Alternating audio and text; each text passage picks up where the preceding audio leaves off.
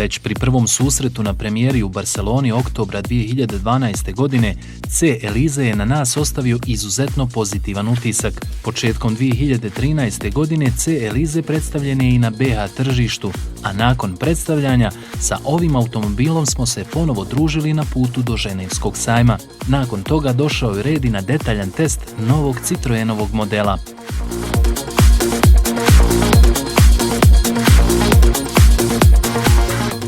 PSA grupacija odlučila je napraviti automobil po mjeri kupca slabije platežne moći, a uz to nije se smjelo odstupiti od tradicije i kvaliteta koju decenijama gaji francuski proizvođač.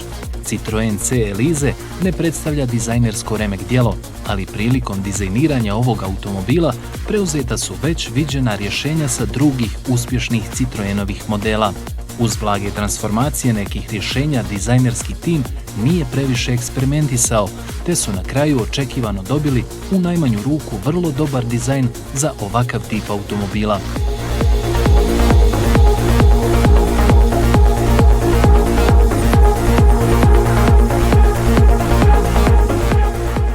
Unutrašnjost je maksimalno pojednostavljena, ali ne u tolikoj mjeri da automobil postane dizajnerski siromašan. Plastični dijelovi izrađeni su od tvrde plastike koja svoju narav otkriva tek na dodir, ali ovako nešto moramo pohvaliti jer će unutrašnjost dugo odolijevati zubu vremena i teškim uslovima korištenja. Novi C. Elize pruža zaista kraljevsku ponudu prostora u svojoj klasi. On je rekorder po dužini međuosovinskog razmaka u klasi, a prostranost automobila najviše je primjetna na zadnjoj klupi u predjelu koljena, gdje se C. Elize ne bi postidio i pred većim i ozbiljnijim limuzinama.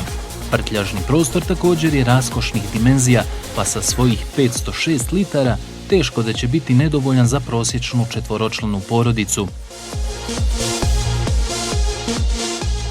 Automobil je prošao i testnu fazu u realnim uslovima korištenja.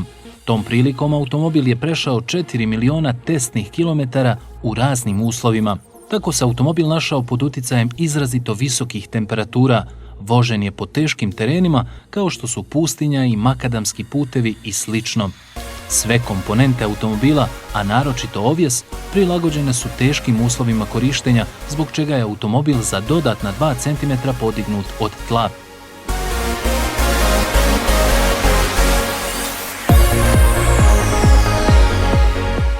Iako ovjes ima nešto duži hod zbog povišenog rastojanja u odnosu na prosječne automobile, C. Elize vrlo dobro savladava zadane krivudave putanje. Servo upravljač precizan je i pruža sasvim dovoljno informacija sa podloge.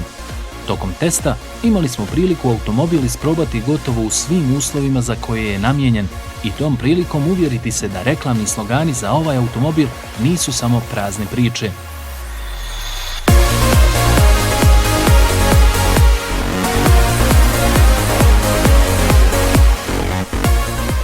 Testni model bio je pokretan 1.6 litrenim HDI motorom sa 92 konjske snage i 230 Nm okretnog momenta već pri niskih 1750 okretaja u minuti, što C. Elize čini izuzetno poletnim. Zahvaljujući dobro proračunatim prijenosnim odnosima, automobil iskorištava sav potencijal ovog izrazito štedljivog motora. Tokom testa potrošnja u gradskim uslovima bila je 5,5 litara, ali nevjerovatnu štedljivost motor je pokazao na otvorenoj magistralnoj cesti gdje smo zabilježili prosječnu potrošnju od 3,5 litara na 100 pređenih kilometara.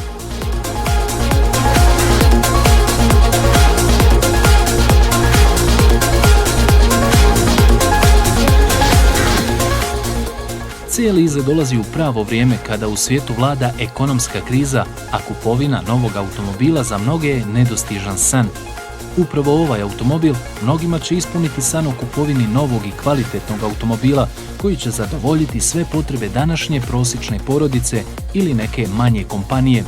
U prilog mu ide i velika ponuda prostora, pouzdana i provjerena tehnologija te renome kompanije iz koje dolazi.